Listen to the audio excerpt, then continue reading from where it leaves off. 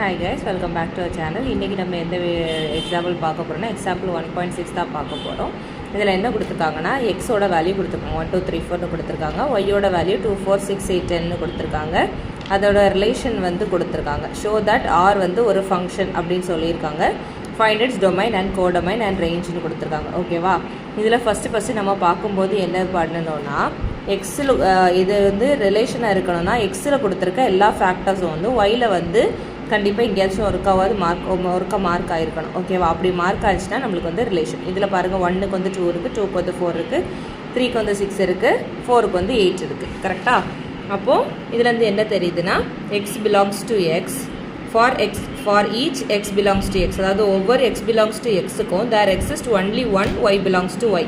y belongs to y ஒன்று தான் இருக்குது. கரெக்டாக? thus all the elements இந்த லைனை மட்டும் எப்போது படித்து வச்சுக்கோங்க. இந்த லைன் வந்து எல்லா ரிலேஷனாக இல்லையா அப்படின்னு கேட்குற ஆர் வந்து ஃபங்க்ஷனாக இல்லையான்னு கேட்குற எல்லாத்துக்கும் காமனாக இந்த லைன் எழுதலாம். All elements in X have only one image on Y. ஓகேவா?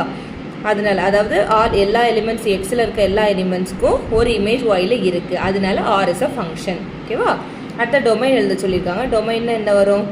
நம்ம எக்ஸோட ஃபேக்டர்ஸ் தான் எழுதுவோம். கரெக்டாக? அப்போது 1 2 3 4 இல்லாட்டி தான் ரிலேஷனை சொல்லலாம். 1 2 3 4. ஓகேவா? அடுத்தது கோடொமைன் கேட்டிருக்காங்க. கோடொமைனில் எதெல்லாம் வரும்? இந்த டொமைனில் இருக்க எல்லாமே போடணும். 2 4 6 8 10. ஸோ இந்த டொமைனில் எல்லாமே போடணும். அடுத்தது ரேஞ்ச் கேட்டாங்கன்னா என்ன வரும்னா எதெல்லாம் மார்க் ஆகிருக்கோ அது மட்டும்தான் வரும். 2 4 6 8. ஓகேவா?